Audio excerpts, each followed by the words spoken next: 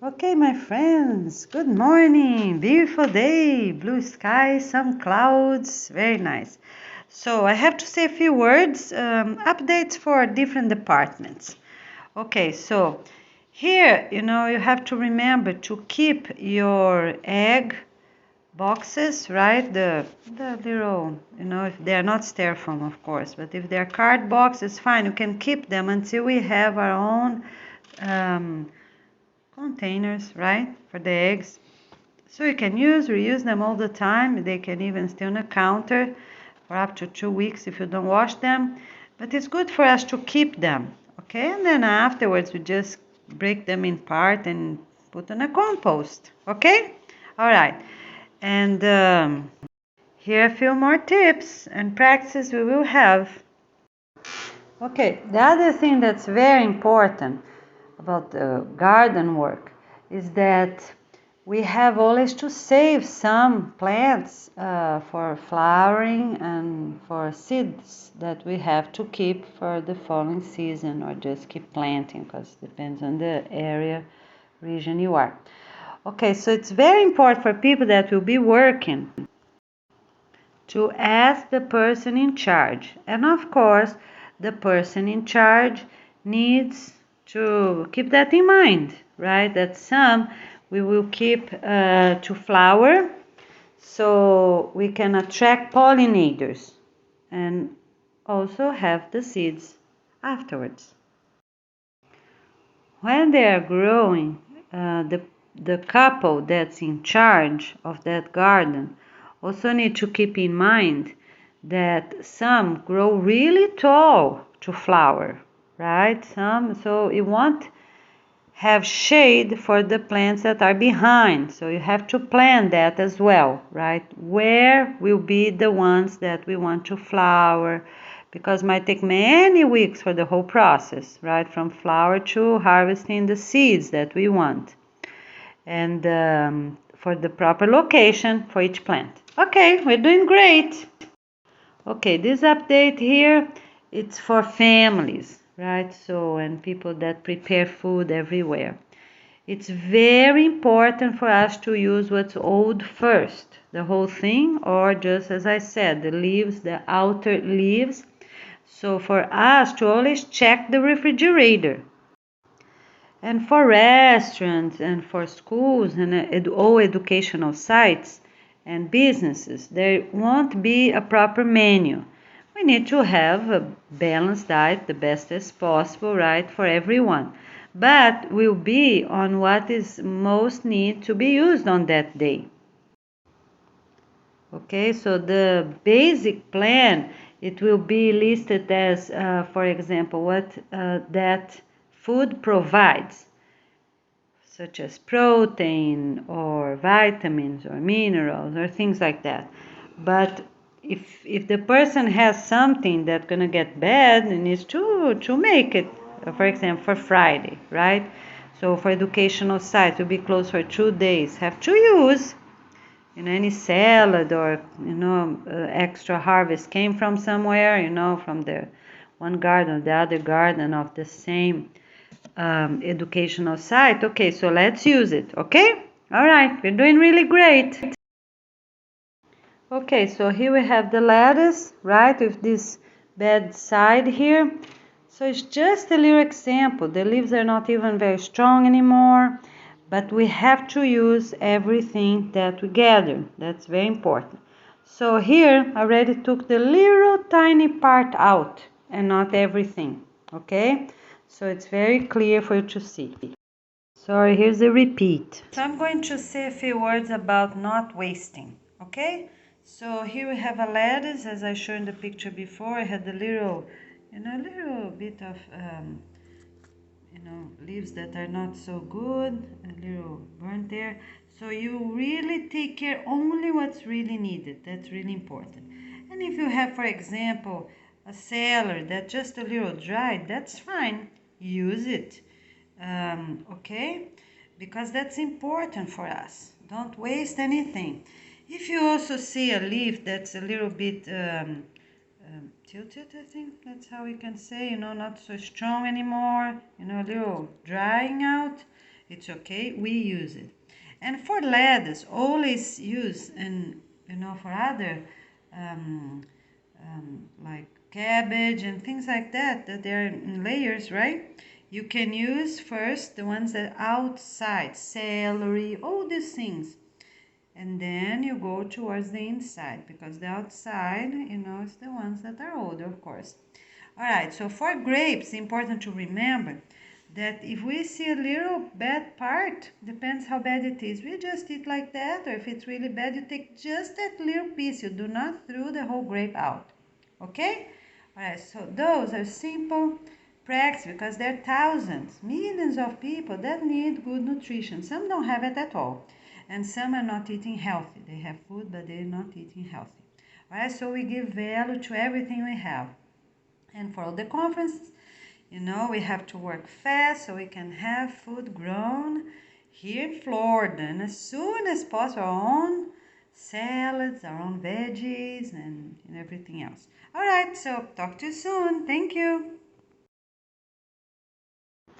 Okay, so this is an update for families and also for conferences, everywhere we're going to eat.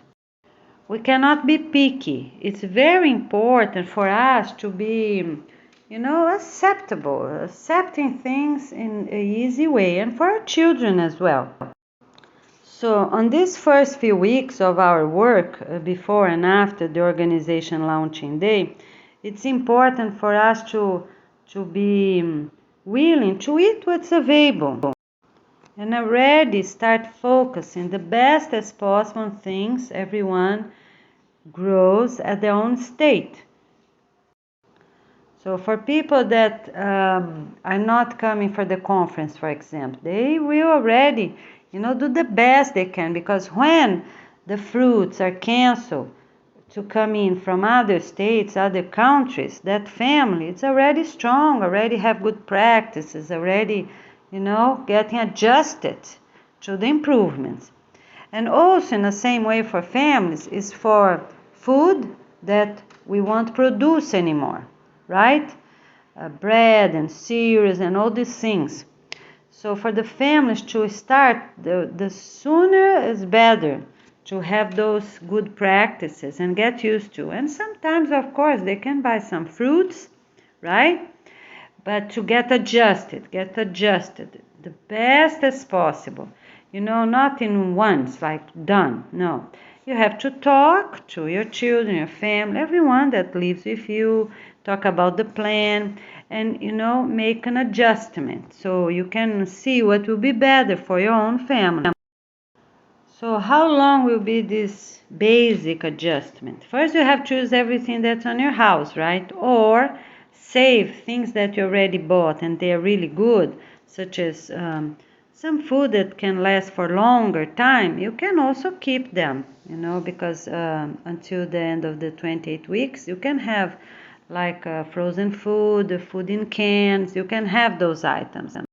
But for the basic things, how long will be this adjustment time? 1 week or 2 weeks, okay? So we are all healthy and strong. Okay, so now I have an update for people that are coming to the conference.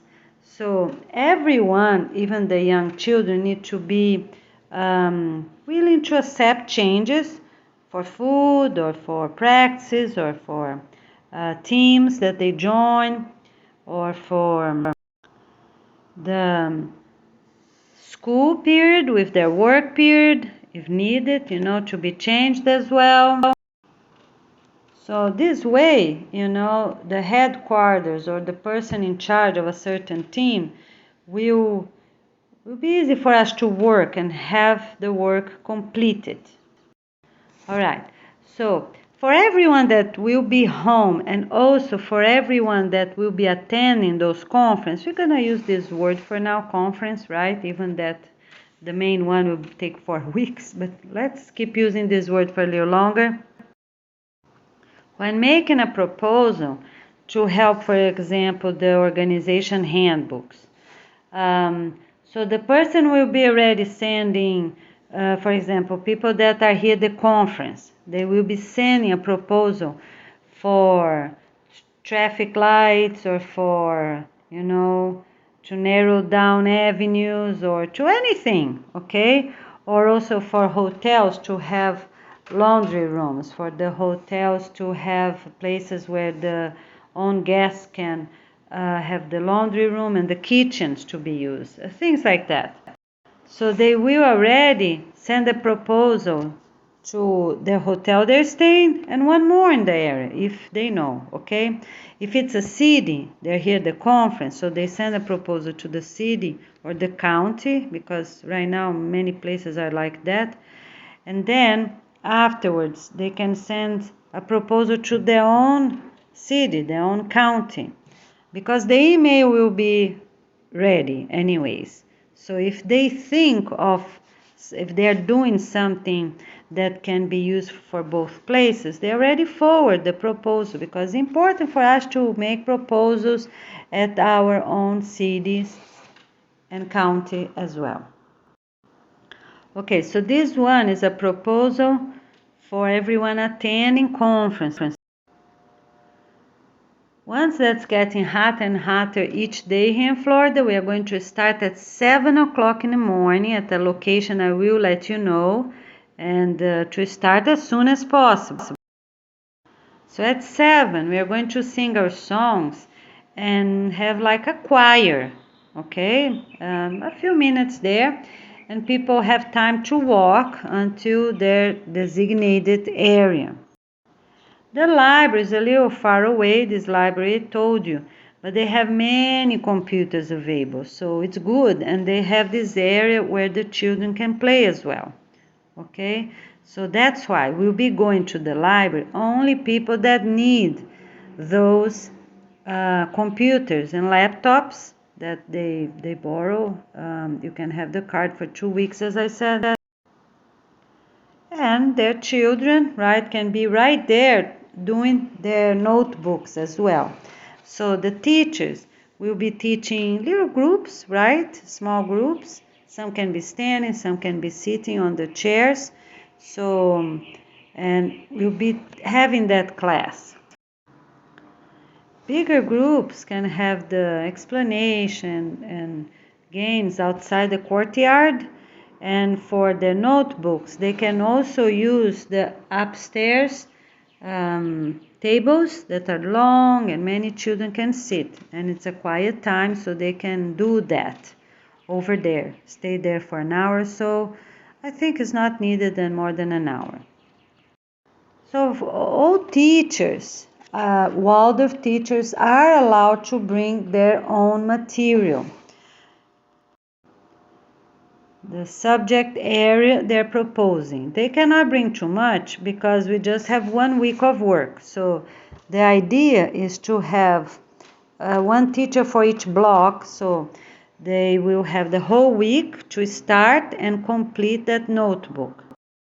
So, for example, depending on the class that teacher is offering, the handbook needs to be ready before the teacher goes back home. So we'll have the whole proposal according to what will be the most sustainable. So we are changing many things from Waldorf education, but Waldorf education will be our base for all the blocks the children will be learning.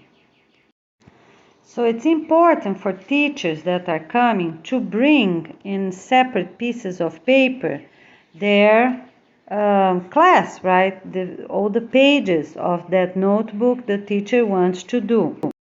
Because when they have time at the tables, right, they will be able to share them with the children of that age group and have, a plan for who gonna do what, and so you have all pages of that notebook done on that week.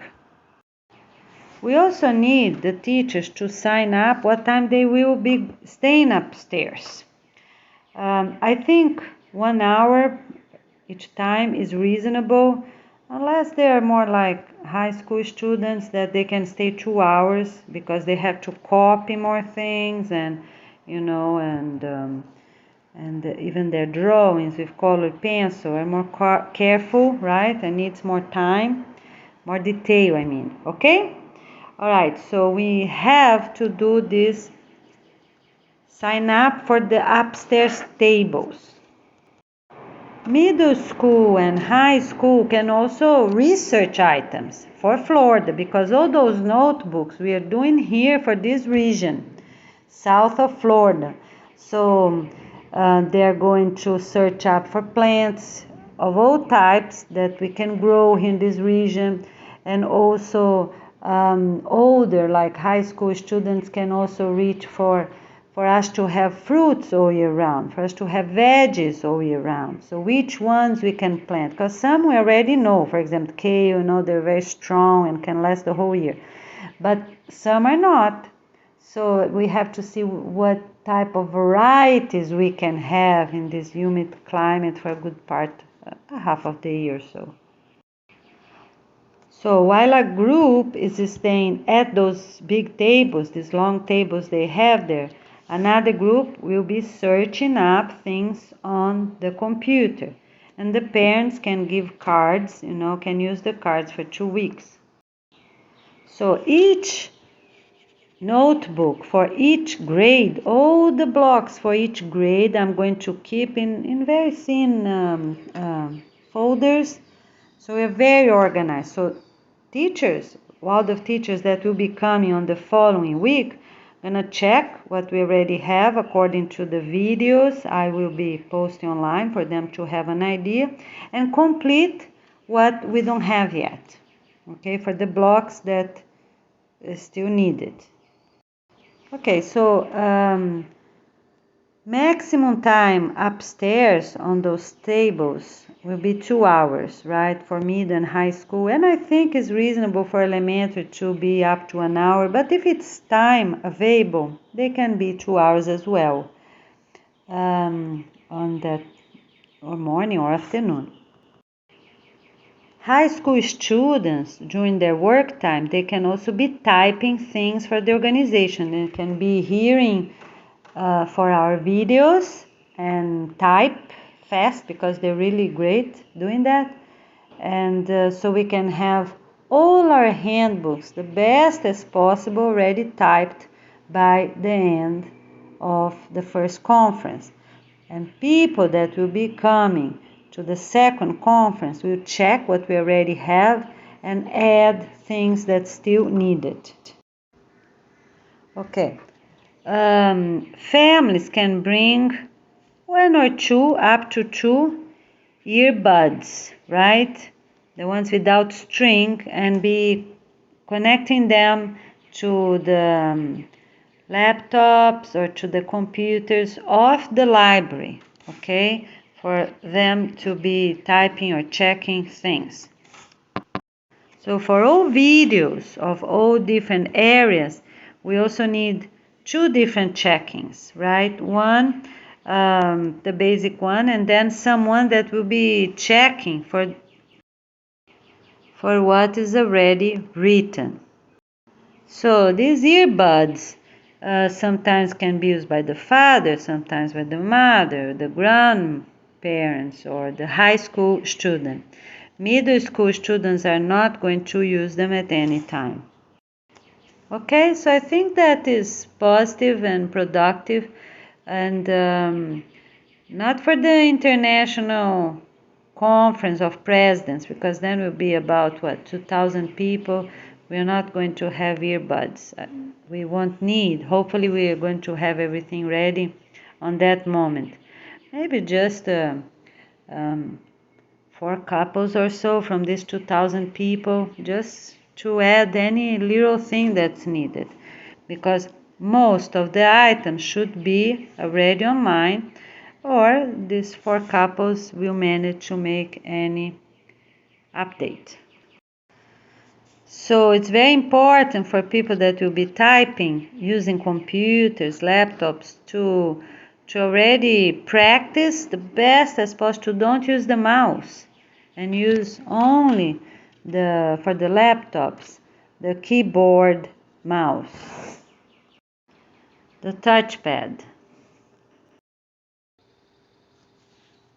The other thing, when people arrive, they will show their badge, and we will take a picture of their bed. So when we're taking picture of the family, right, the individual pictures and the family picture, everyone standing up beside each other, we will also take a picture of the badge they're bringing from their own country. People such as retired people that do not work, do not have a badge anymore, so we will provide badges for them. Students are supposed to bring their badges as well. And if they don't have one, we will provide a soft plastic badge for them. Badges cannot be in lanyards, cannot have the string. Need to have the little clip attached to the shirt, you know, the collar shirt, a little space there by the buttons, right there. A clip, metal clip. Because it's not safe to have strings.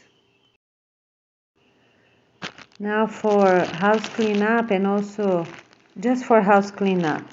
People that have the board for chess cannot play chess anymore. But if they have other things such as checkers, that's okay. You know, it doesn't hurt anyone. It's good. Okay, people can play. And we can have at schools. We're just not producing anymore, because the ones gonna have it's real wood, and schools will have them.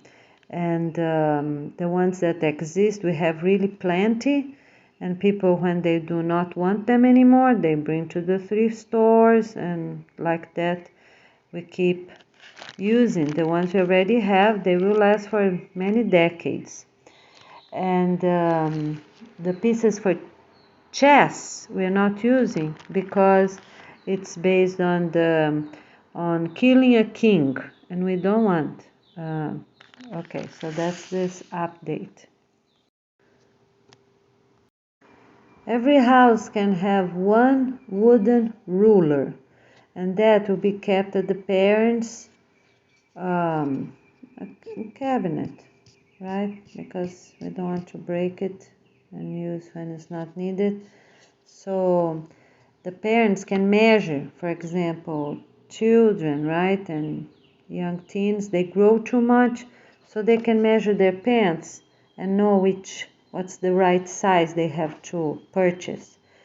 So that's just the main reason. Or measure shirt, measure clothes in general, for them to purchase online or in person, and know the proper measurement. We won't need for work in paper, because at the school the students will be making their proper notebooks, right? Students of all ages. But if it's needed sometimes, that is fine. The students just have to ask their parents for the wooden ruler. For the future ones, the ones we have gonna use right now, right? But for future ones, I will let you know. We will see which one's the most sustainable and last for many decades and thousands of years. It will be the hard plastic or the wooden one, because they last forever. We don't have to keep making them, right? And then we're gonna use what we have, because nobody's gonna be breaking them, so they don't have to be purchased. Keep producing them over and over. Just gonna have everyone now, and people that don't want, bring to thrift stores. People that want, purchase them and keep them. Rulers will be 40 centimeters long and not 30.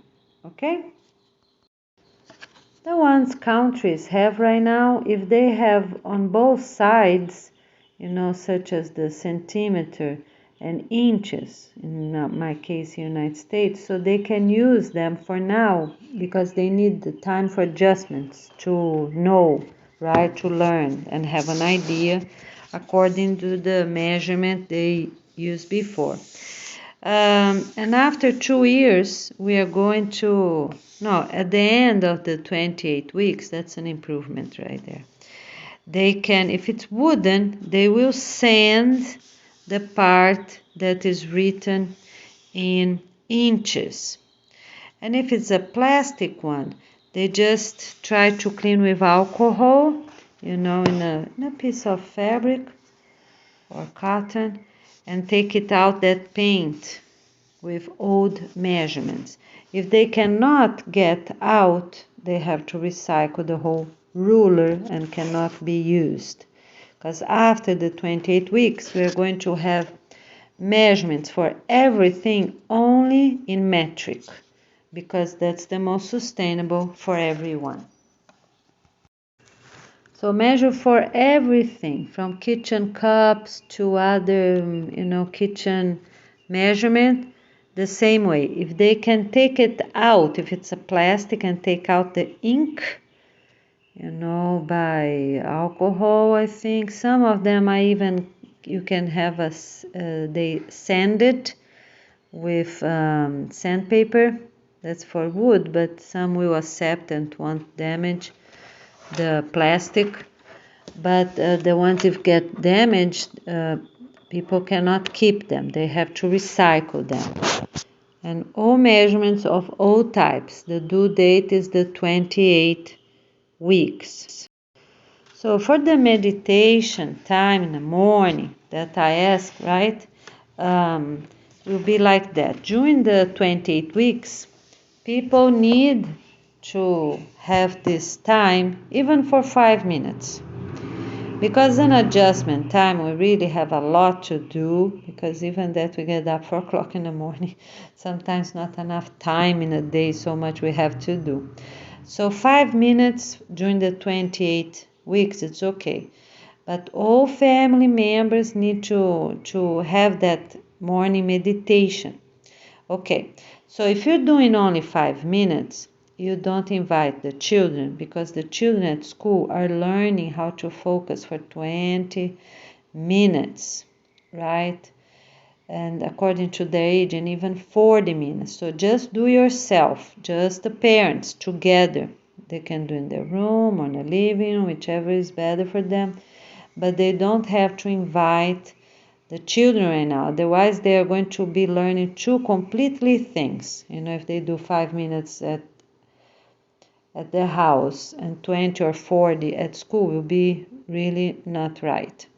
Okay, if at home they already have time, because some families are more organized and family members are already cooperating with each other. So if you are that case and you can already do 20 minutes, then yes, you will already do with your children and teens and young adults these 20 minutes of meditation. Okay, but you still do your morning prayers, right? Or before breakfast, or you stand up in the living room, just 2 minutes, 4 minutes, but do your prayers in the morning, the whole family. That's very important. So I think, as I said, 2 or 4 minutes to be reasonable, okay? So because some people might sit around the table and eat breakfast together, you can do before that. If some are not eating together, and then you can stand up. Those are the two options you have. Okay, it's mandatory for children and everyone eat 4 times a day. Okay, because that's a good number, not too much, not too little. Okay, now during these 28 weeks, things can be a little different. All right, so for adults, they cannot eat breakfast and 9 o'clock, because then will be too much. So, but some places are really too hot, and it's better if they eat at 9, because then they're gonna have some food, right? And nutrition, and avoid problems later in the day, because some people are not used to the sun and it's really too hot. From 10 until 3 o'clock in the afternoon is really, really hot. So in this case, adults can choose if they're going to eat a breakfast with salad at home, or if they're gonna eat 9 o'clock at their educational site or work site if it's offered. That's another thing. If it's not offered, they have to eat breakfast at home. After the 28 weeks, all adults should already have plenty of time for adjustment, and they will eat their breakfast at home with salad, because everyone will already have their own gardens, and they will get up early in the morning, prepare their salads to eat with their breakfast. Okay, with the whole family. All right, so after the 28 weeks, everyone will be eating breakfast together at the house. Sit together and eat their breakfast.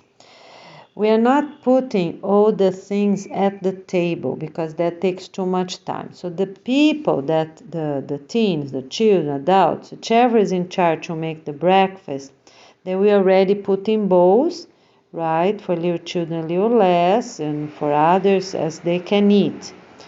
Okay, so we are really organized and eat at the house. Okay? And for everyone that can already start making this adjustment after the few months of adjustment, they can already go to this eating breakfast together, the whole family, before they leave the house in the morning. Of course, they will get more peace points for doing that, because we will leave less work for the schools at 9 o'clock, because it's just after 2 hours, right? And I think that is really good. So for adults, that's already explained. So for children up to 4th grade, they will eat 5 times a day. Why is that? Because many don't have proper nutrition for years, right? And they still forming themselves, and some because they don't have food at all in some countries, and some because they were eating a lot of junk food, right? Unhealthy food. I don't like to use this other term I'm sorry. So they will eat 5 times a day, and that means that they will have the house, right? The breakfast at home at 6 a.m. or so, 5 or 6 a.m. And then they also will have the 9 a.m. Food at the school. So the schools will be, because it's very different for example, here in Florida, right, United States in general, we have a lot of obese children. And in some countries, they never had the proper nutrition. So it will be a meal or just a snack, depending on the needs of that classroom, according to the most of them, of course. Okay, so we will focus to have the little mix shake, right? That protein powder, that nutritional powder that we're going to make in some countries and mix.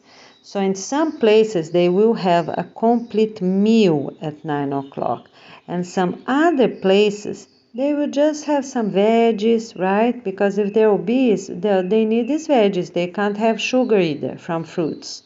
They will have only veggies. Celery, they will have some leaves, and and how we are going to prepare them, and then it's something else we can talk about.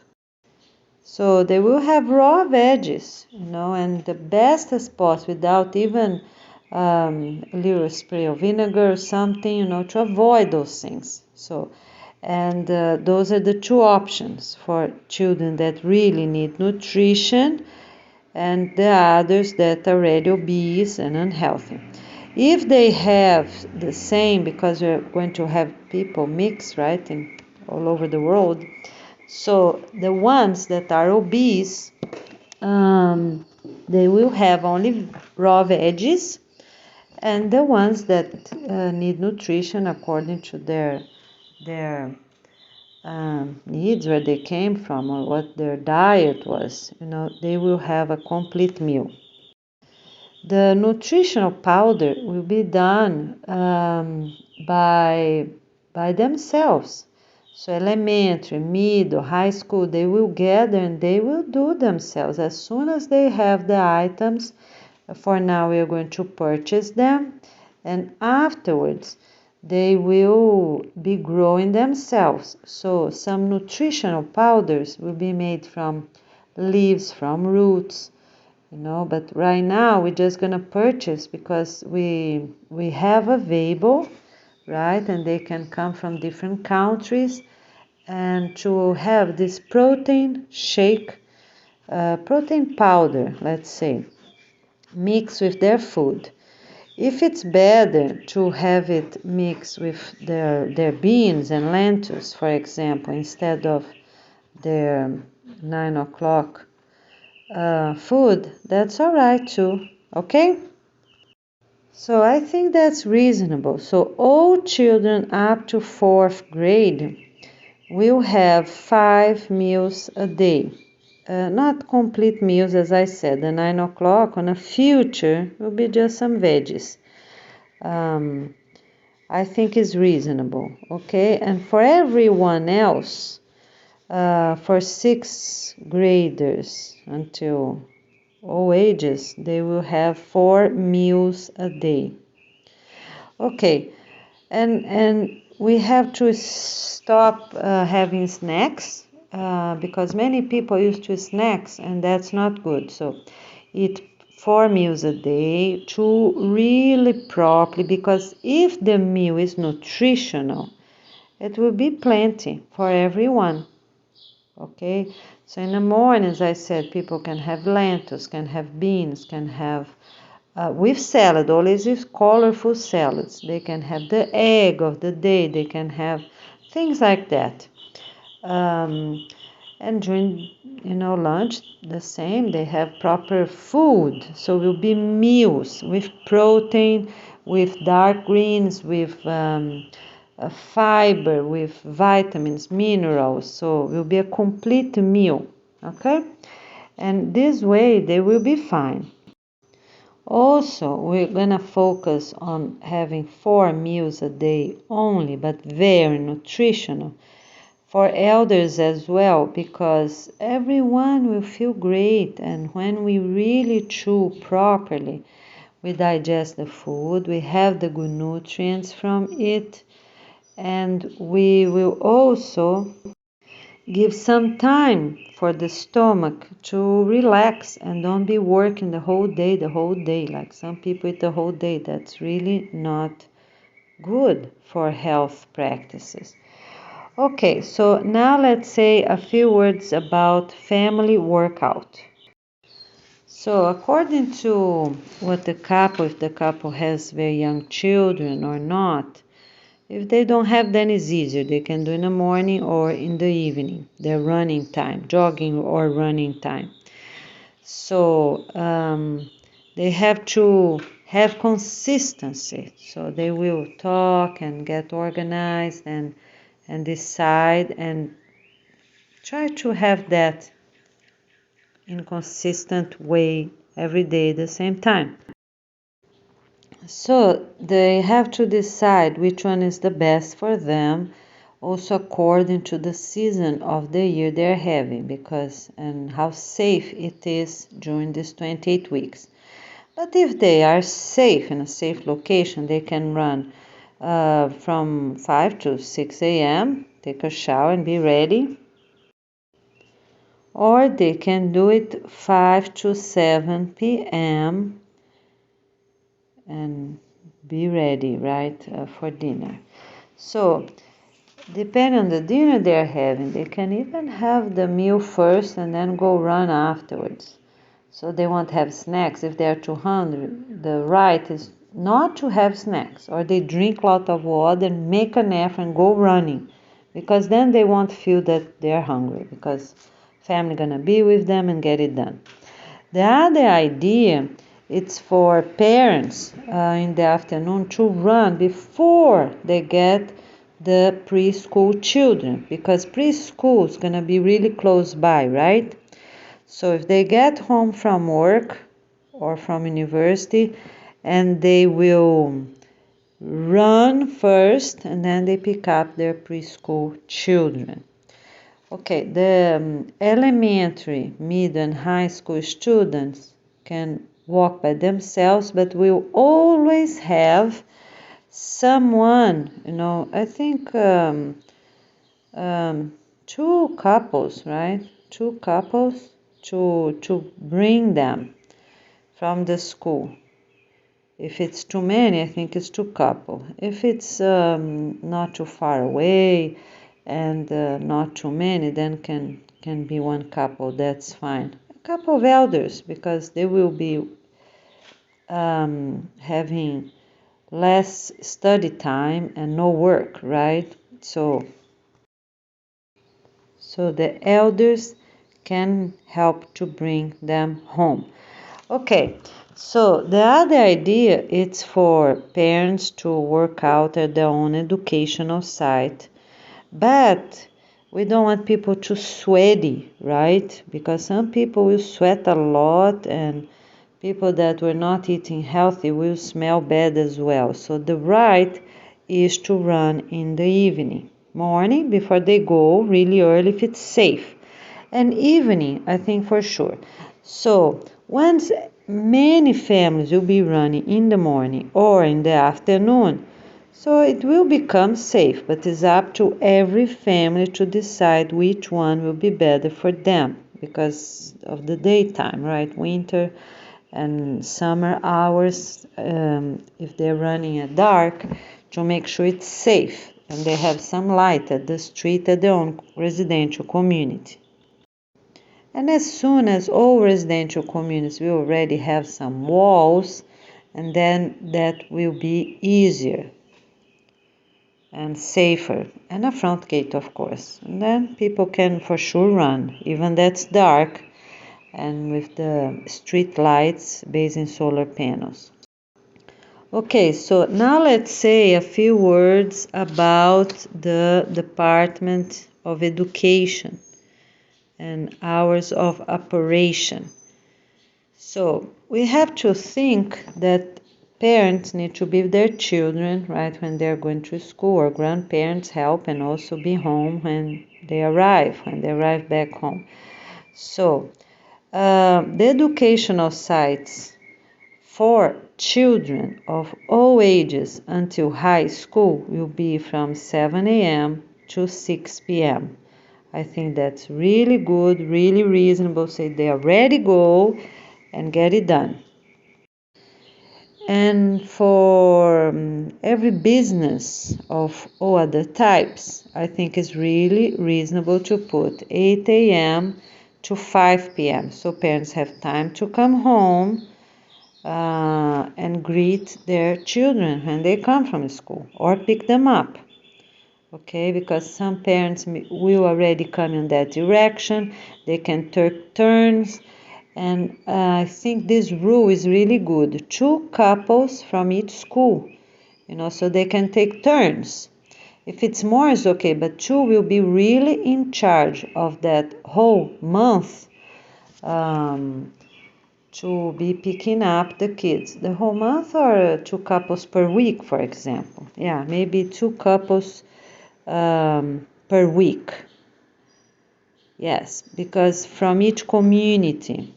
So because some schools we already have all grades, right? But some places we won't. So let's see what we can do the best. But 2 is really reasonable because they leave at 5 and already can bring their children home. This rule, it's for the 28 weeks for the children, right? And also after. Okay, all right. So for the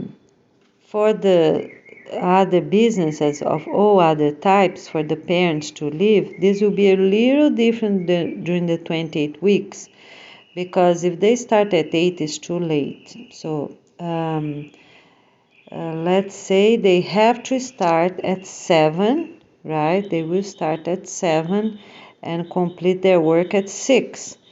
And the elders will be helping during these 28 weeks to pick up the children of all ages from school and make sure they are home safe.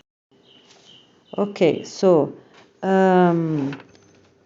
during the 28 weeks that the elders will be picking them up, they will be at the door of those schools at 6 p.m. So they have to be home by 6:20 more or less, right? Because all the schools won't be too far away, so around that time. So this way they are coming, walking slowly with the children, right? Because everyone won't have bus anymore. And this way the parents will be doing the opposite way. They also will finish at 6, but they will walk fast for them to be home as well about 6:20 or so. Okay? Yeah, because our main objective is to have the children safe and also give them time to learn and have fun in the afternoon. So I think that's really good. They stay there until 6 p.m. and the parents also will work till 6 p.m. so we can, go faster on so much remodeling and improvements we have to do in so many places. Okay. For running, so it's an improvement here. Running or jogging, that's mandatory, right? So we need to run at least 20 minutes. And as soon as possible, go to 40 minutes. All the adults need to do that. So the children of all ages will be doing that at school anyways. They can run extra because it won't harm them. They can run extra with their parents, or parents go quickly home, as I said, and before their children arrive from school. Okay, so if they're preschool, for example, right? So the parents can really run. All right, so at the university and adult education, we have to figure out a way for people to run during their break time because that is the only way we can do if the parents don't have a safe place to run at home yet, or because it's dark, or because they come too late and it's dark again. So all adult education and universities will have that option. So if they have a covered area, like some countries, they have gymnasium or a place that they can run in a shade or a path in the woods, whichever they have available for people to run on their lunch break, of course, before they eat, and that's an option for parents that need. So they will sign up because we have to realize some places are getting, the south hemisphere is getting on winter, starting on winter soon. So, and in many countries, it's really not safe to be running at the street at night. So, we have to offer them options at the educational site and university. So, during the 28 weeks, that's what we're gonna do. During the 28 weeks, they have to offer the option for parents that need to run at lunchtime. Okay, so we have to run 20 or 40 minutes, right? And on a future will be 40 because 40 or 20 because some people will lose a lot of weight depending on the metabolism. So the doctor will let them know what they need, if it's 20 or 40, because very important, because we're doing to Monday to Friday, right? On a Monday to Friday, that's mandatory. And some people, if they run too much, they're gonna be really, really skinny. We don't want that because we're not going to eat fat as people are eating now. So much fast food, for example. Okay, so the doctors will let them know if they have to run 20 or 40 minutes. They already decide that. But also, during the 28 weeks, we will run the best as possible. The main thing is to get the other things done as well. Have children on time to go to school, have clothes clean, house clean. So during the 28 weeks, what is mandatory, the least is possible, is 20 minutes a day. Run or jog. Okay? For elders that really have a problem, they can run fast, walk fast, I mean. Okay, and work towards jogging, as I already said.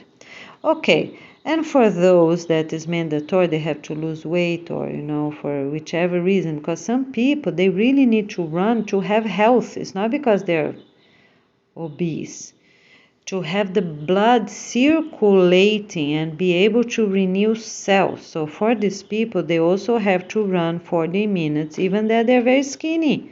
But if they have some problems, they need to run to be able to get a new body, right? Renew their cells.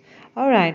So the doctors will let them know if they need 20 or 40 minutes, and at least 20 is mandatory, and they can do at the Adult Education University lunch break.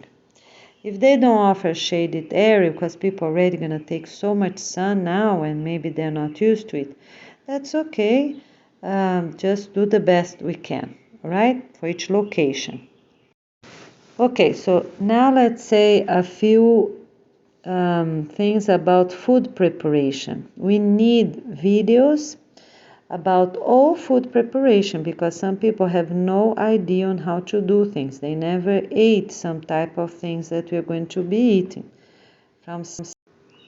Okay, so what we are going to do, it's like that. Some videos for now include even red meat preparation, right? And then we have the permanent videos, the ones that will stay forever explaining things to people because they're going to learn at school, but we also need proper videos with all details needed. Okay, so for the 28 weeks, for red meats in general, right? White meat, red meat, all the meat need to be also for eggs, for people to know how to handle them and to don't have contamination of bacteria with raw and cooked food. So even the spoon they use, how they're doing, because they need to have or wash the spoon or dip the spoon on the hot soup if they're making at home, for example, right, with that meat or whichever it is. And so those things are very important.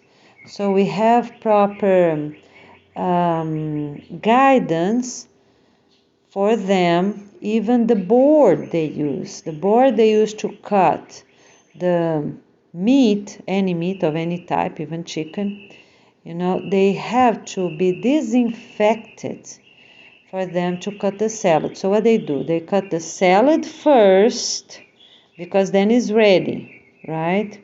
And then they use the board for the meat. Okay, the meat will be last, right? So the wooden board, right now people can keep the plastic ones they have until everyone has a strong, durable wooden boards, because you don't want to make bad ones. Some boards are so bad that they break in parts, so people just keep what they have. They have wood, they have wood. Of course, they purchase what's available until we have a real good ones. Okay, so they cut the salad first, and the board is clean, so they can cut the raw meat. And then the board is dirty. They wash with soap and water. First, make sure all the little pieces are taken out. Nothing is left on a board. Okay, so then they rinse first. And then the second thing they do is wash with soap and water. Okay? The third, they let it drain the water, right? Just for a minute or so, let it drain the board, the water out. And the fourth, they spray vinegar and leave it there, because until the following meal, that board will be properly disinfected. So that's the order. And for the third part here to drain, I think let's say about 2 minutes, so they're not too wet, okay? 2 minutes. And we'll be able to hold the vinegar on it. So the board, stand the board and place vinegar on both sides. So the counter, the same way, the counter, right?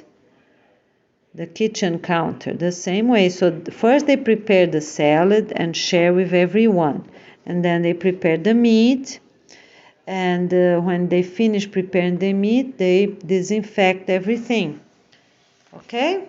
Because we don't want the dishes from dinner to be going to a sink that has bacteria. So they don't, will be another thing that's good for them. So what they have to do? When they go sit down at the table and eat, the vinegar, it's already there at the counter and at the sink itself, disinfecting. So those 20 minutes, 30 minutes they will be eating, they will have the sink and counter already disinfected. So the spoon, right, the wooden spoon or whichever they are using for meats and for eggs, if it's a scrambled egg, for example, or if they are using a spatula for an omelette or whichever it is, we also have to guide them on how to do that. Because if they're just dealing with raw meat, they cannot use that same spoon afterwards. So they have or to wash with soap and water really well with the brush, the little brush we have at the kitchen, and really well, or they have to dip that spoon on a boiling pan. For example, if they have another pan that's boiling with hot water for the rice or beans, I don't know, or afterwards at the meat itself, if it's we're not going to make that much soup, but needs to boil. That's an option one, right? To boil, dip that spoon in a boiling food or water. Okay, so let me just repeat. For the wooden spoon, just to make sure it's clear, they have two options. Dip in boiling water, let's say for a minute, right? For 1 minute, I think is enough. Or wash really well with soap and water and that brush. Not with the cotton fabric, otherwise the cotton fabric will be contaminated.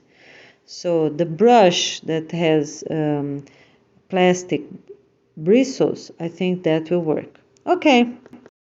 And then we will also have orientation for the colorful salads, because some people also have no idea. And we have two options, the raw salads, right?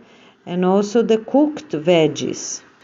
So the raw salads, just show them a little bit, cut a little bit of this and that so they can have 10, 15 or 20 different items, right? The importance of those items.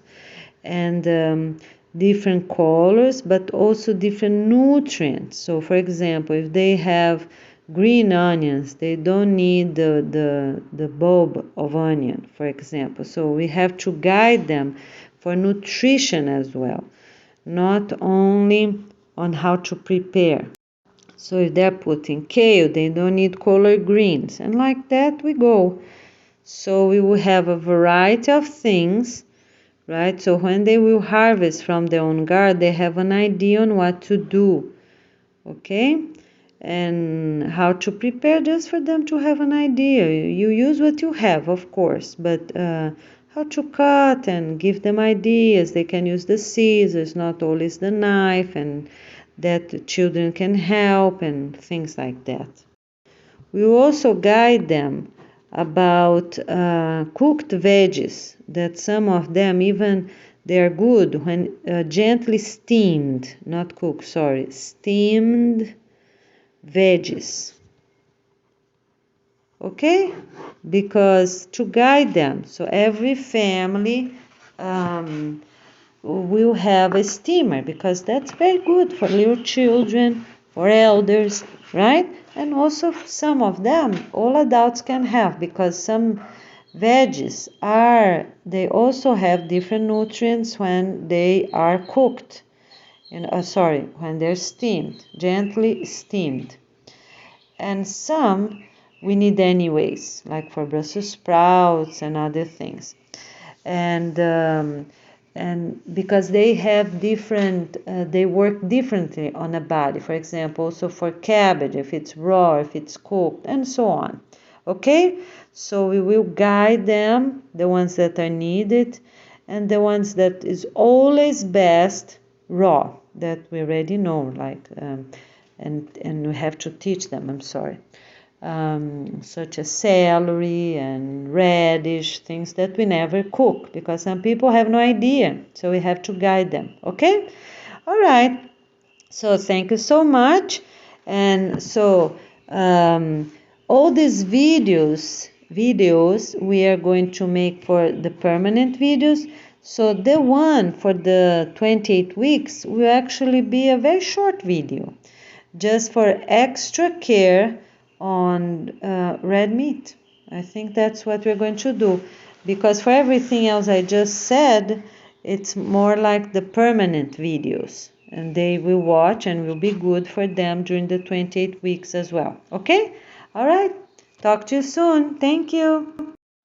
Okay, let me just say a few words. So on the permanent videos, we are going to have specific information about chicken and fish that will be eaten afterwards, right?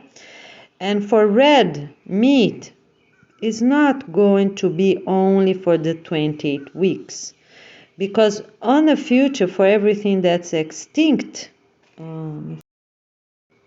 they will also be able to eat, because this will promote them to get the animals, right? And eat. Okay, so the video will be part of the permanent videos as well. So if they get an animal, even alligator, because right now, if they don't have chickens, my friend, I tell you, it's better eat alligators that they have plenty, or piranha, or other things they have, until they have proper chickens grown, because we will need a lot of chickens for them to don't have too much eggs. They will need to raise chickens, and gonna be too many. So we need to have other options. So this way we will motivate people that want, of course, to eat them, the animals that are extinct, as soon as they prepare them accordingly. And it depends how big it is, and don't waste, and share or bury, right, the rest properly. I think that's really sustainable. So they cannot live, for example, if they get an alligator, right? A simple example. And they take the head out and use the rest, that's okay, because I've seen people eating alligator before, because they need food. And I think that's right. And so all the animals that are on extinction list, we need to show them video on how to hunt them, right? How to get them, and also how to prepare them. Okay? Because we have way too many animals, too many hippos, making a mess in the water. We have way too many big, very large animals that we don't need them on the future.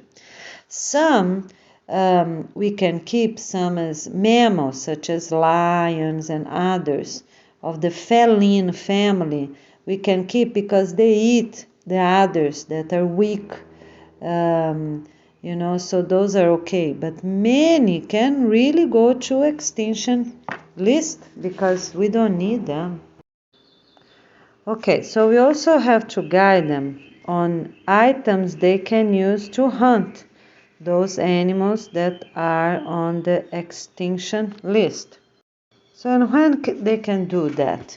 For hunting, I think it's on Saturday afternoon, right? I think they can do that. Families that want, of course, but not on Sunday, because Sunday it's the family day, and it's meant for fun, not to be working, right? Okay, so the ones that want to hunt on Saturday afternoon, they can do with a few other families, right? With different families, so they can do the work together and share the meat they got. I think that's good. It's reasonable because it's gonna take quite a long time for us to, get the animals that we don't need anymore. And families can also have their food. Also on eggs that they can have. So we need the tools they can have for each type of hunting. The good techniques they can have for each type, and also eggs. For example, people that live close to rivers, very easy. They see the marks of the turtles, and they can dig and eat those eggs. Yes, why not? We don't need turtles, we don't need turtles on our chain. It's not needed anymore. So that's fine. They can eat the eggs. It's an animal that we don't need anymore. River turtles, sea turtles, okay? And the other thing that we have to stop thinking and is to keep animals that are on the extinction list, for example, that is being naturally done this way, and people keep doing the best they can to save them and reproducing them. So we don't work with these things.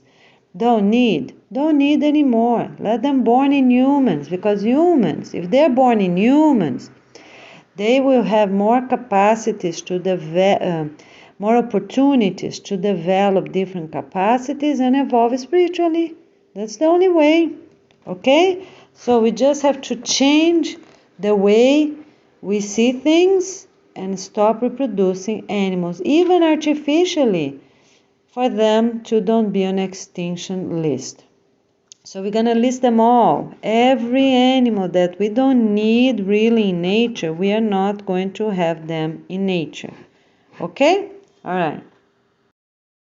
We are not going to have them in nature anymore. So they can go to the extinction list.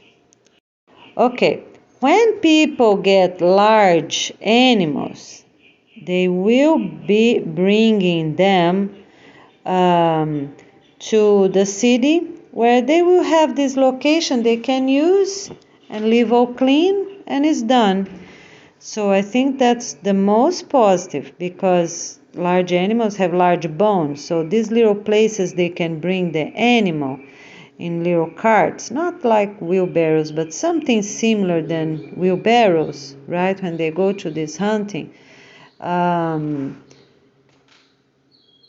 Wheelbarrows, or they can hang on a piece of wood, right? And two people carry that piece of wood and tied it up. So I think those two ways are good, right? One like a wheelbarrow, not really like that, but yeah, I think a little longer wheelbarrow maybe. And the other way is they can hang in tied it up in a piece of board and bring it. Okay, all right. In a board, not a board, stake, right? A wooden,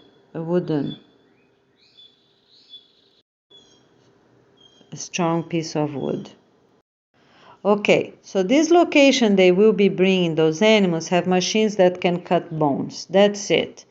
Then they put in proper small bags right there, right? Reusable, strong plastic bags or containers they brought from home.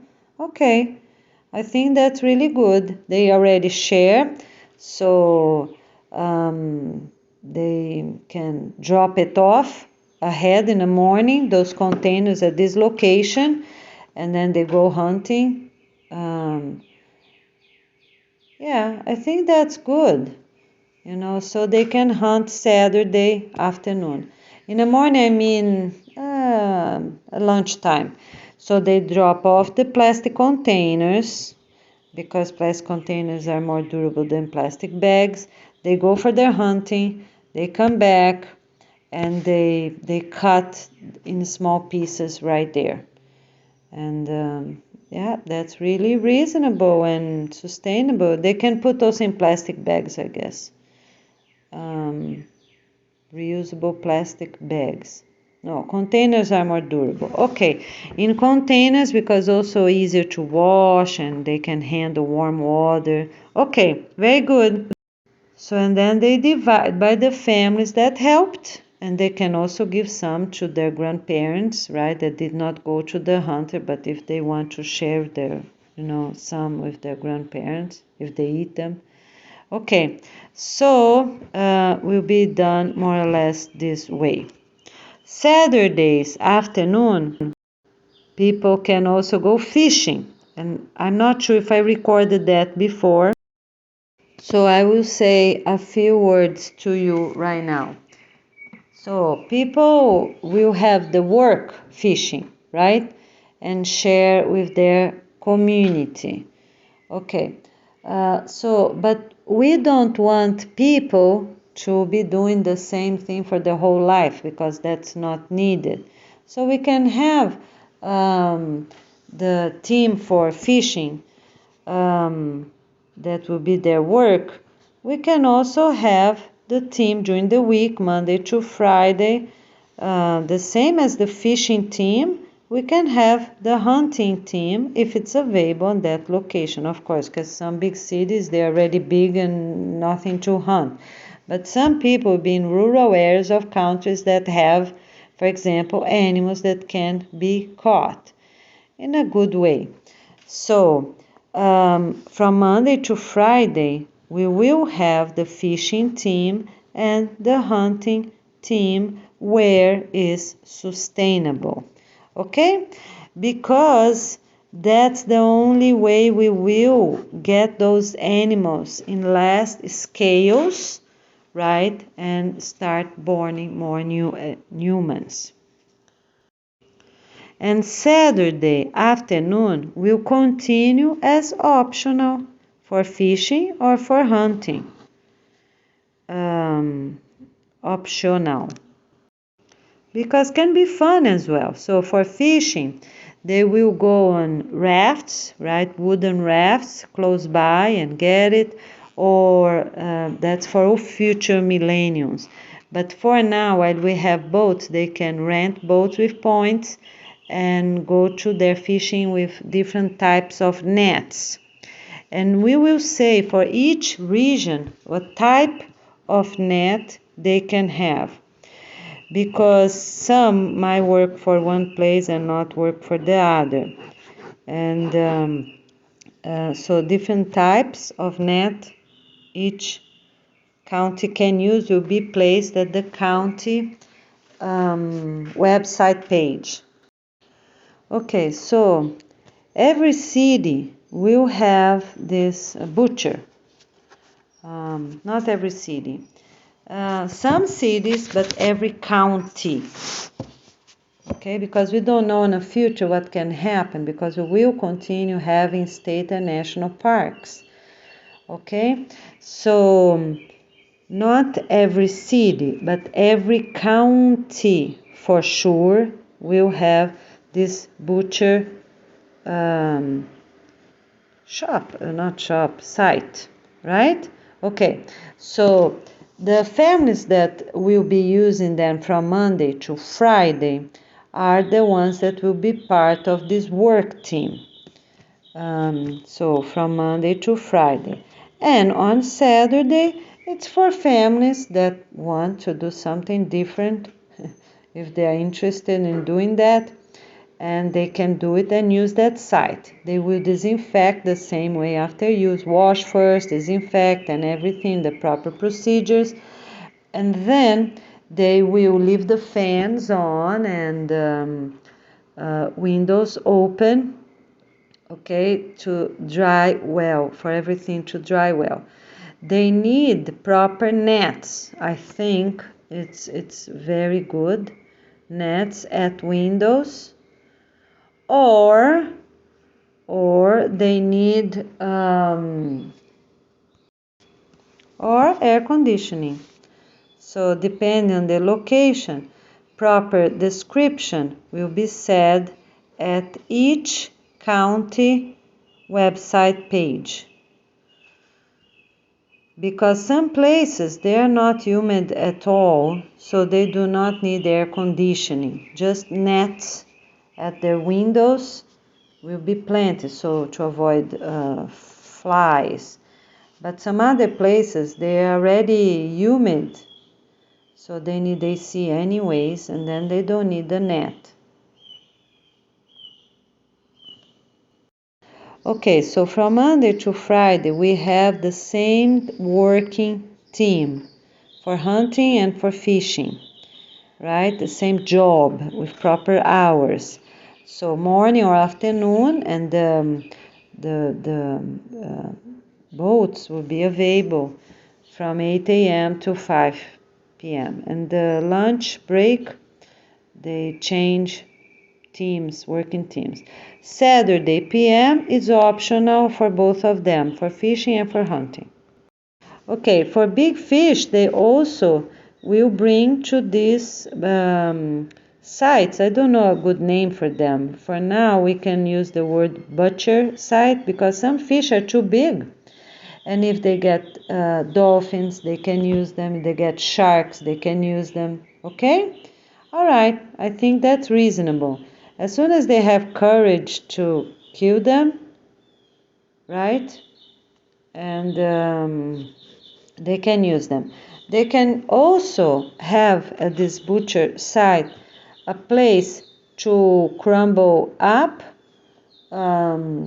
head of the animals if that would be good for bacteria, for garden work.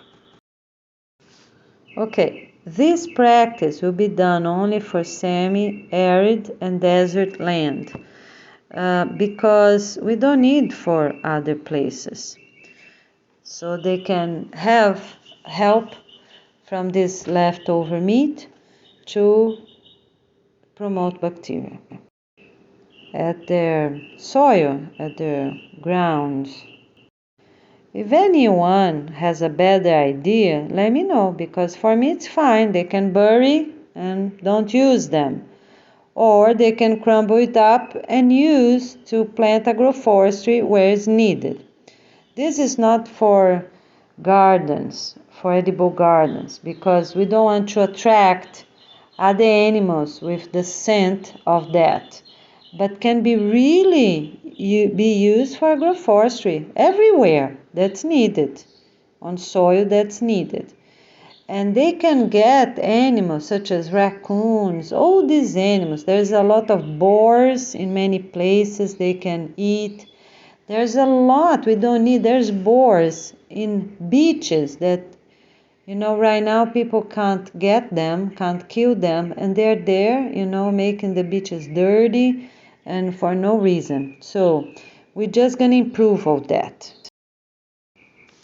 And if someone have a better idea than this one I'm having, just let me know, because we have too many animals that are not needed, and we have too many semi-arid and desert land that needs to improve their soil. Of course, that's not just pieces of meat placed there. We need proper instruction videos with instructions on how to prepare that. But they will need mulch or hay, whichever they have. That's not too far away. Okay, so now let's say a few words about hay or mulch for semi-arid and desert land. So we have to trim many places, right? Many preserved areas for them to renew, such as state and national parks that were untouchable before. So we also need instructions for all state and national parks on what and how much will be trimmed to be sustainable, to give place for fruit trees, because fruit trees will give fruit to people during festivals, special events we will have, and also the ones that will stay there, that is too deep in the woods, for example, will help to promote bacteria and biodiversity, because they have flowers and the insects will come, and we need to renew all these state and national parks. So with everything that's possible and adaptive. So we also can plant some flower trees, native or adaptive flower trees that will attract good insects for the region, such as bees, okay, honeybees. All right. So I think that's really sustainable and important. So we need videos and written instruction for every county on the state and national parks they have. And of course, we're going to plant as well in city and county parks. We need fruit trees on them all. Fruit will be used the same way for the festivals. People will be coming and eating there, because we're not bringing fast food to parks, such as done in the United States, right? They bring those trucks, fruit of fast food, and they cannot plant fruit trees in parks. So we're not doing this way. We're doing a sustainable way, and people will be working at those parks. So now let's say a few words about jobs that can be renewed every year. Before the jobs, let me say a few words. For flower trees are only the ones that are really beautiful, because that's good, right? Because people will be walking in parks. And those that are really good pollinators and that attract good pollinators. So we don't want trees that attract bats, for example, but we do want flower trees that attract bees, because they're the best. Okay? All right.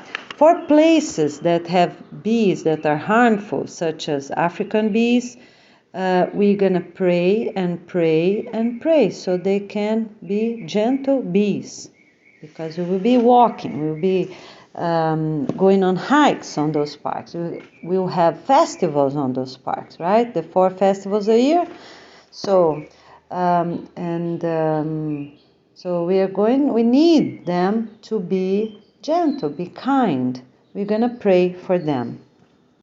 And for places that have bats, we're also going to pray for them to die and be extinct, because we don't need them.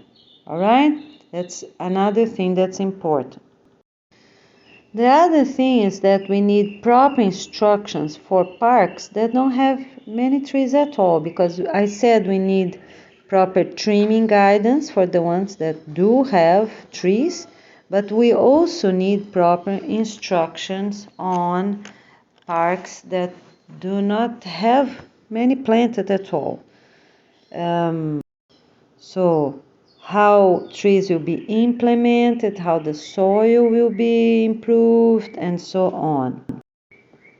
We are not keeping any of those very old trees that, and working so hard for them to be alive, because this practice is not needed. And we have in different places of the planet. Let them be, and if their wood is important because they don't give fruit and they're occupying too much space, let's trim them. We need a proper ecosystem that we work naturally on big forests that we need. like very long trees that sometimes they will fall down with gentle wood that's not hardwood. Sometimes they will fall down and make naturally a site that trees need to grow again on that area, right? For other ones, little ones to grow. So we need that. So for every county, we need a proposal for their parks and also for their big forests, because some are really big forests, right? Preserves that people are not going to want to meet, otherwise going to be a no-end work. So we need some that nature naturally will renew them, such as what I just said. Sometimes a big, very tall tree will fall and we'll put down many others and make renovation naturally as well. But yes, we are keeping our teams for Saturday mornings in every county that needs them. So Saturday morning and weekdays, we can also have proper jobs of people working on those 4 parks and also in preserved areas to check, to monitor, see if they need anything else, some trimming or some extra trees to plant in there. So that will also be a job, right, from Monday to Friday, and also, no, that's it, Monday to Friday, yeah, preserved areas. Okay, and the 4 and for the 4 parks, 4 different types of parks and preserved areas. It's a job from Monday to Friday for the whole year. Okay, the year will be based on the school year for South and North Hemisphere. Why is that? Because we have many teachers, right? So it's important for students of all ages to have the same teacher for that whole year. So people can change during that month before the school year starts. And I will let you know afterwards, because I'm still not 100% sure on the school years for to start right in the same or differently for North and South Hemisphere. So I will let you know about the school year afterwards. But let's talk about job sites right now. So that's decided. They will change positions with the new school year. They need to take the proper training and sign up, right, and register. Take the training test before they apply for a new job. Okay. The only thing is that for this first 10 years, right, we are on this situation of having everything for the first 10 years without any change. So that's important. So for 10 years, what people choose, that's what they will be doing for 10 years.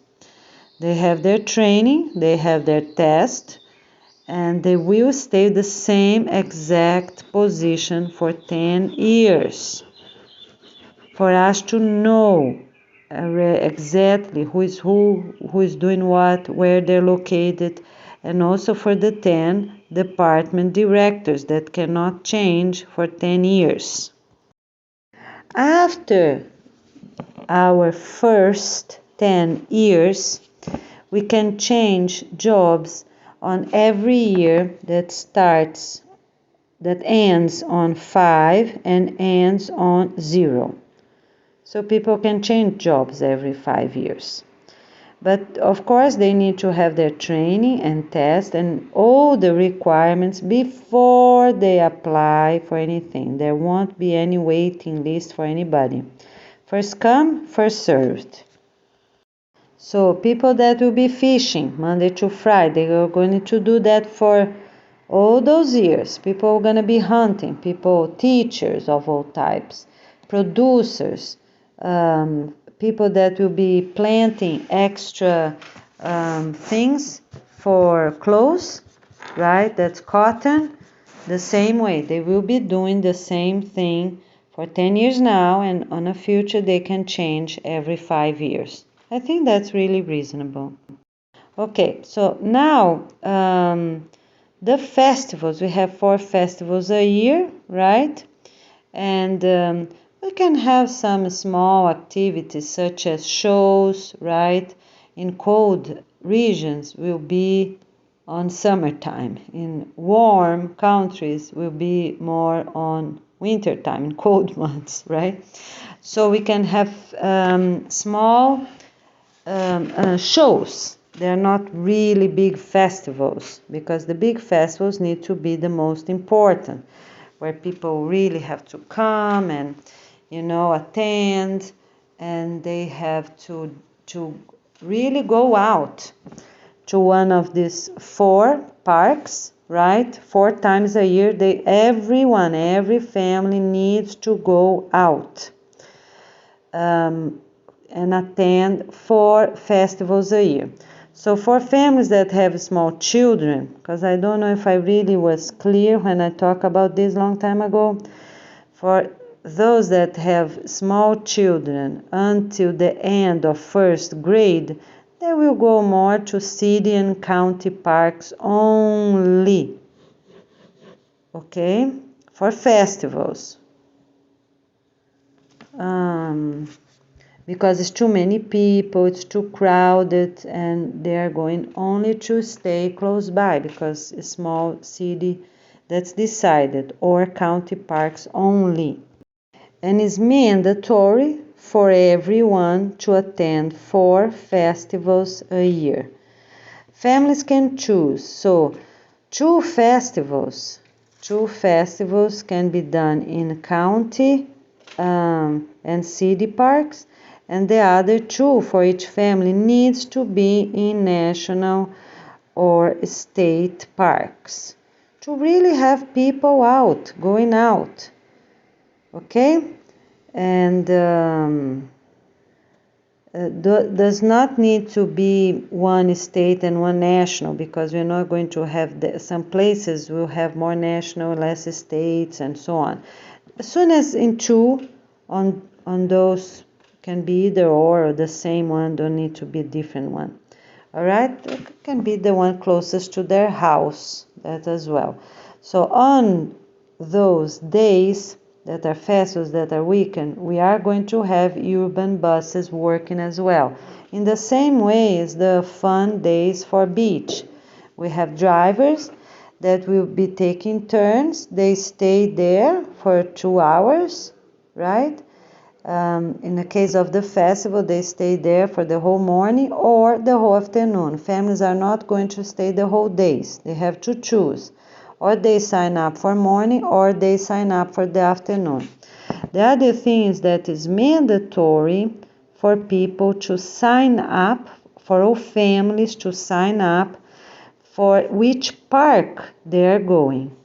And the volunteers, the organization volunteers, we already set up how many will be needed to come Saturday afternoon before those festivals, to prepare or to harvest or to trim or to clean up. And also on the week after the festival, to also do new plantings, right? Plant new veggies, new roots, new herbs, everything that's needed, okay, to prepare, plant more for the following festival. All right, so they need to go out to 4 parks a year, right? 2 that can be county or city, and 2 that can be state or national. So that's, I just said, is an improvement. Okay, but to volunteer, they will be going where is the organization volunteers already set up to be doing along the years, to have consistency. So I said every family needs to go, right? 1 week before and 1 week after. the festival to do whichever is needed.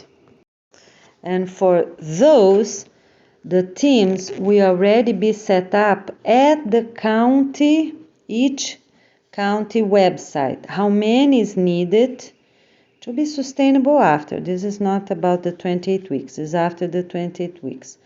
To be sustainable along history. So, how many families will be needed and how many different teams will be needed before and after, because each county will be different according to each festival as well, because some will have plenty of food on fall and some on spring, some, depending what the park has, and not only related to food, but also related to trimming, which trimmings are needed each time of the year. So, and people have to sign up, and they will have the total number of people that's needed for each one, right, before, the week before and the week after the festival. Okay? All right, so I think that will be really sustainable. Families need to go online and sign up. Once we have way too many families in our planet, so let's say they have to sign up at least 2 times a year, right? 2 times a year.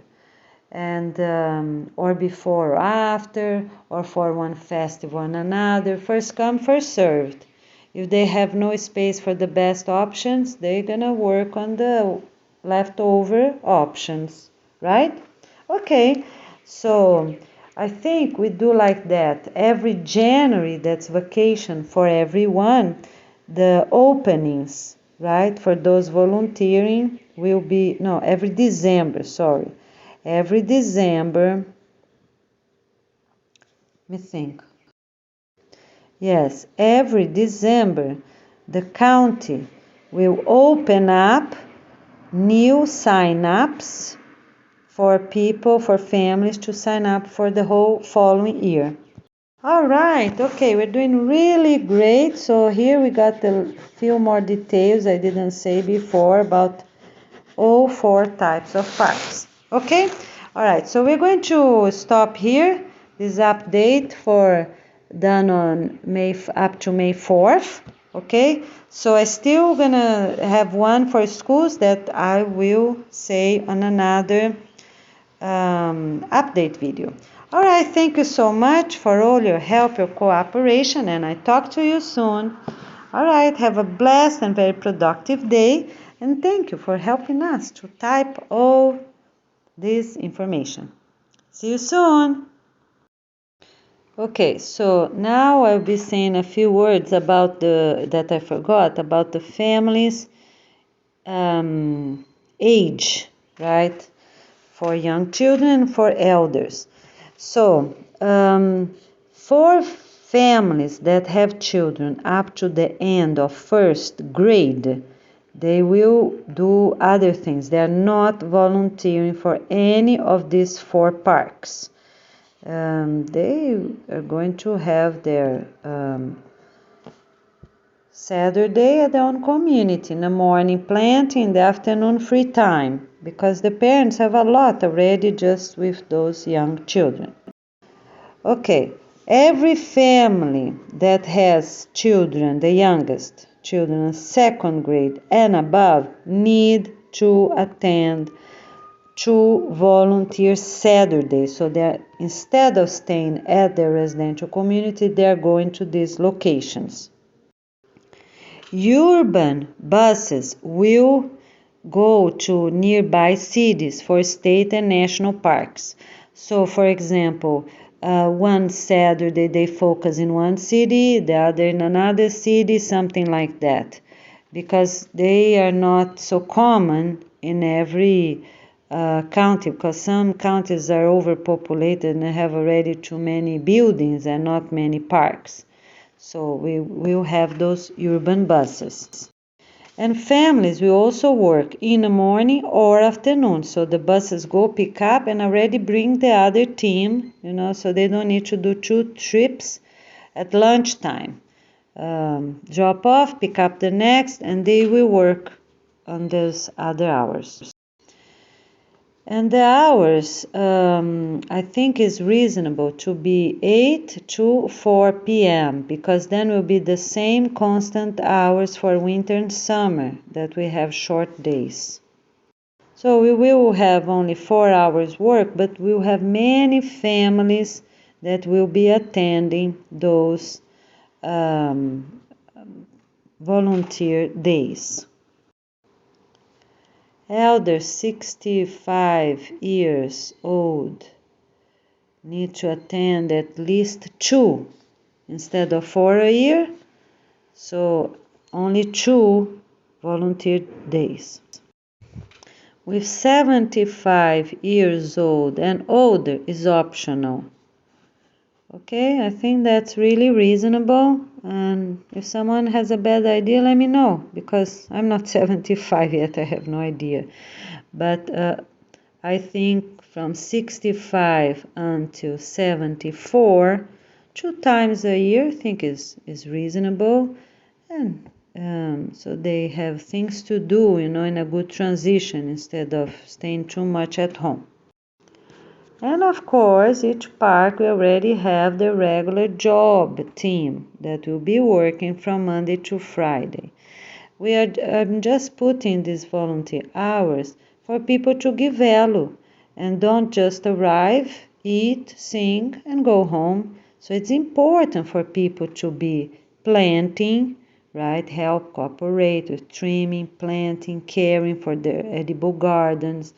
And the team that already work from Monday to Friday will do the basic maintenance. And because we are going to have very active planting for harvesting for food in all those parks. So all parks need to have cameras as well, colored cameras in all areas. The inside areas, outside areas, as the edible garden area for sure, inside, outside the bathrooms, inside and outside some rest areas, inside and outside, like for parks that are in mountains, that they can observe the villages, the cities down, in a valley.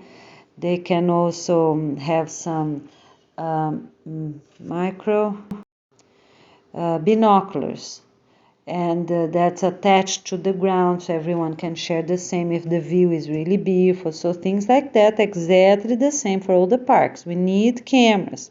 Also at the area for food preparation, such as the places outside kitchen where we can wash all the vegetables, right? The first wash with dirt and so on. But we also need inside kitchens for winter time. So we need cameras all over for us to make sure what people are doing, how they're doing, to be really positive. And we need people to be watching those cameras. So the elders can also have extra, they can volunteer at home, let's say. 65 to 74, they can also do those 2 days at home, checking online, because they already went so many times out, and it's always optional if they want to come more days, right? It's optional. And so they can have extra monitoring once many people are going to be there to be checking the cameras. And we will also have families, couples that will be checking. We are not, if needed, we are not depending only on elders checking those cameras for all these parks on those 2 volunteer days. We also need tiny cameras placed all over those parks. The mini, tiny cameras that we can't even see them, attaching hike areas and entrance everywhere, because a few of them, their battery will last for a few decades, right? It will last for a long time. So we need to have them installed for us to make sure that everyone visiting the parks will have proper practice, and also people that work there. So we need regular cameras and those tiny cameras, and to be sustainable, or regular ones with solar panel. That also can be, because we need to monitor. We just can't leave everything open, right? We need a few along the decades as well, in a way that will be sustainable and positive. Not too many, because that's not needed, but just for us to have an idea, right? As now we already have all over, but to have an idea, okay, people, how many, where people are, okay, basically is that. The other thing we need to have at all those parks, state and national parks, proper counting on how many people are entering, how many people are leaving. And on the weekends that they are open for this housing, right? This little, not tents, but little housing, park housing, right? And they're small, sustainable, for families to spend the weekend. They can do that, or vacation days. Also to have proper counting, make sure that everyone that entered left on appropriate day, okay? And no one will be start leaving on the woods. All right. Okay, for soup. Every country can have soup at the residential community, at those for parks and schools, everywhere during winter months. That's for sure. We can have that.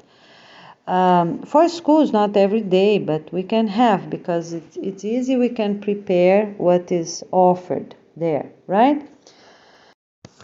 Now, for soups on parks, they can be offered during the winter time, right? Winter weeks, and also spring and fall if it's a cold day, right? Okay. For state and national parks that have the housing, right? The small housing for families to spend the week and or vacation days, they will also have a kitchen at their little house, that they can get things that are offered at the park itself, and with points, like instead of purchasing, they will get with points, and cook just for their own family. And they can also have the main kitchen for months that park is really well visited. So on those days, people can harvest together and offer the food together, and eat together and clean up together. So they can have these 4 little teams sign up. So for some countries will be on summer vacation, some will be on winter vacation, right? Depend on the hemisphere. And that will be really sustainable, instead of everyone having their own, right? Or depending also how much it is offered from the harvest that they can get. Okay, so we'll have 2 options then. The one prepared their own family, only if it's enough for everyone. And the one for the main kitchen, if on very well visited days that they have enough produce to be offered. Yes, and they're gonna plant enough and harvest enough, and families can take little teams, right? For families that are spending a few days there, vacation days, for example, or weekends. I think is reasonable. 1 hour, every family spend 1 hour doing something, or harvesting, or preparing, or cleaning up, right? Or washing, or planting new ones, right? I think 1 hour is reasonable, so they can help for 1 hour joining one of these teams to have enough for weekends and for vacation days. If they don't have enough, they have to plant more. Yes.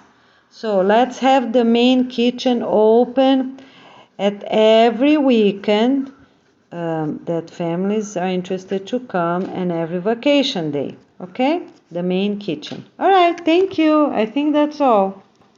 So every state and national park needs to open this main kitchen at least for 2 seasons. The most popular and um, best option, right? That people would be most interested for food. And on the other 2 seasons, people can eat at their homes, or they can bring a little food themselves, right? If it's they go back home on the same day, that's fine. So, but for the okay, so they have to be open, state and national parks, for at least 2 seasons. That is 2 complete seasons. And will be the ones that are most popular, most most good for families to visit. On weekends, for sure, and vacation days. All right, so that's what we got it. So it's mandatory for every state and national park to be open every weekend of the whole year for the public. Okay, for the public. A whole year, Saturday and Sunday. All right? And it's also mandatory for all state and national parks to be open the whole January, the whole July, and every vacation day. Because if it's vacation, families will be coming. Okay? All right, so we're going to have parks open because even with snow, it's beautiful to walk in snow if they have proper sweaters, right? It's different and beautiful. Every vacation day, we need urban buses because many are far away. So, from at least 2 different cities, south and north, or east and west, or whichever they think is the most appropriate. 2 or 4 cities, nearby cities. So, people from different counties can come. So, and that will be established by the organization volunteers.